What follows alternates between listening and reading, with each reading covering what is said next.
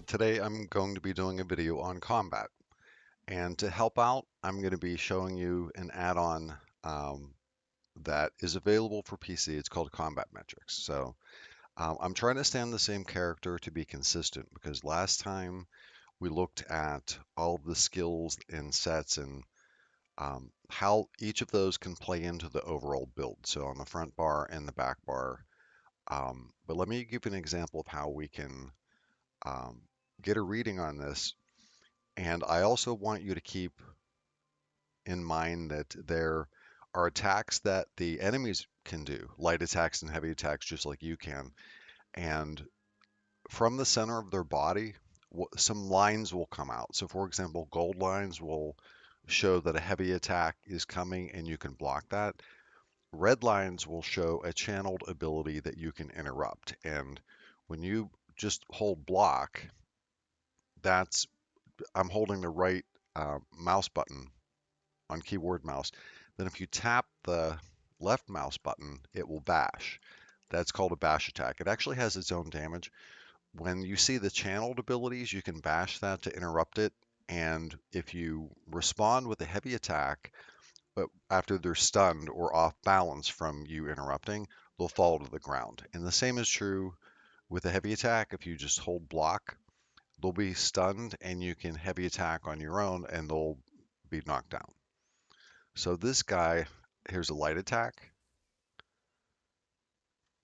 and I'm going to hold block. He should do a heavy. Watch for the gold. See? See it?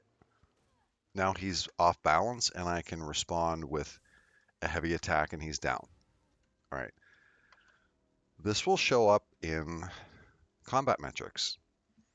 So this is an add-on that will show all of the things that are running in the background. It really shows you how your entire character and their armor sets and their weapon sets and passive abilities all come together. Except fighting a bear doesn't really show a lot. It only shows a little bit. But we're seeing it did a heavy attack with a lightning staff. Charged weapon is from the enchantment on my weapons. There's my light attack, and it applied a concussion status. That's out of one of my passives, I believe, from the destruction staff. This shows all the buffs I have running. So I have a food buff running for the primary stats. The lover is a Mundus stone, just like in Skyrim, the blessing stone. So if you look at the bottom of your character page, it shows that. And then an effect called persistence, which there are so many in the game that had to have come out from one of my passives. But let's go to a dolmen. Let's try to get a dolmen start to finish, hopefully on our own. So I'm going to head out to East March and hope that these are usually not as heavily trafficked as other places. So let's see if I can get one start to finish. And dolmens run in a circuit. They either run clockwise or counterclockwise. And it looks like that one's up. I don't know if anyone would be there.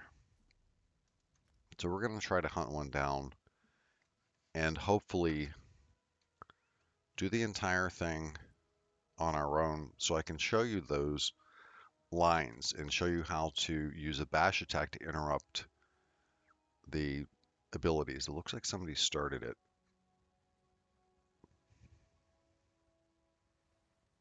Let's see.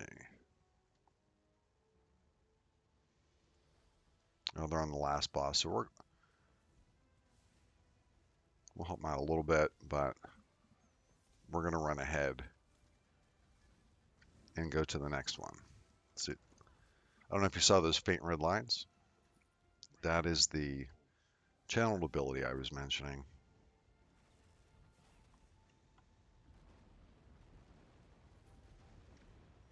And we completed an endeavor, which is endeavors are a type of in-game currency where you can buy things, and I'll show you that in a separate video.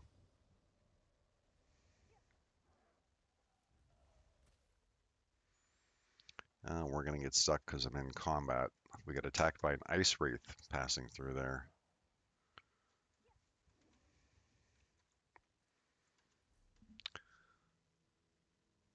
So I think the next one that would go off would be that one. Yeah, if you're in combat, you can't use it. You can't travel by a shrine. You have to wait for it to end.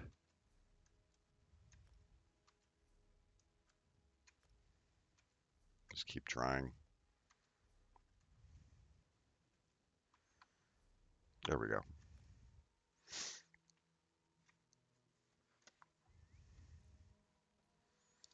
So in the tutorial, you'll learn about light attacks, heavy attacks. You'll learn about the counter attacks to other enemy uh, light and heavy attacks. You'll learn about break free. All of the things you learn in the tutorial, you will use throughout the game, including end game content, veteran content, stuff like that. So these basic mechanics are really well worth knowing. So what I'm going to do is use some of my character's abilities that will use passives. That way they'll show up in combat metrics after we're done with the fight. And we want to look for those red lines and the gold lines. These smaller enemies don't really do it. So this guy will. That guy should do a channeled or something. Watch for the red lines. Do you see that? That was a heavy attack by the Clanfair.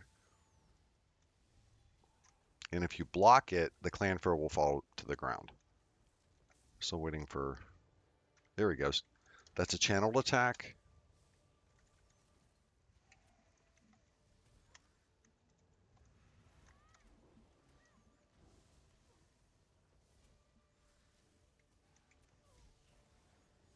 They're not really cooperating. There we go. See the red lines? And I interrupted him, and then he would have fallen to the ground if he didn't die. See the Clanfair? Oh, I missed it. It takes stamina to pull off a block and a counterattack, like when you're blocking.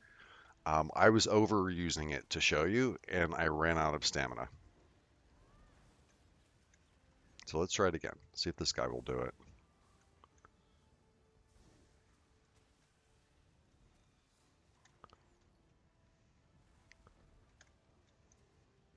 Yeah, when somebody else shows up, then they die too quickly. See the red? And you can interrupt, and then a counterattack, and instead of falling down, he died. So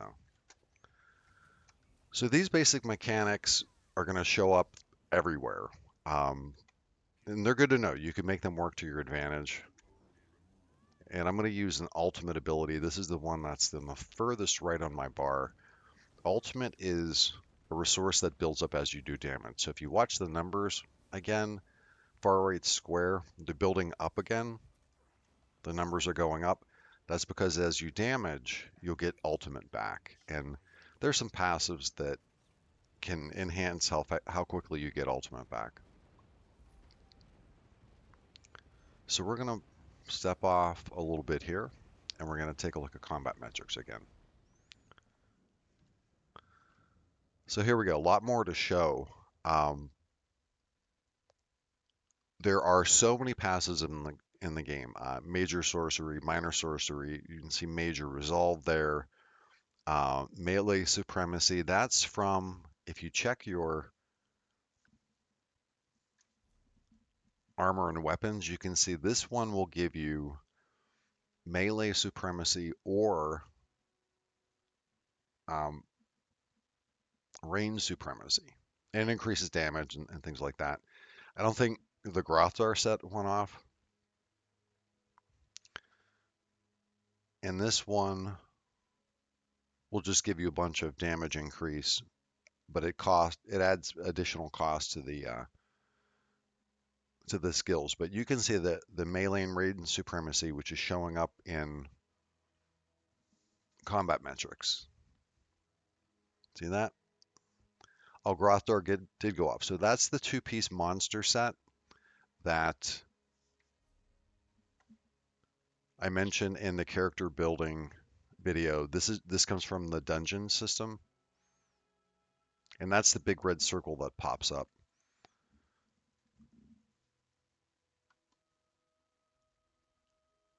And then that must have come from somebody else. I think somebody, the other person threw a buff on me and that helped out. And here are skills. Like, so Thunderous Rage was a skill I used. I was basically spamming it. Um, Heavy attacks, Unstable Wall of Storms is a skill.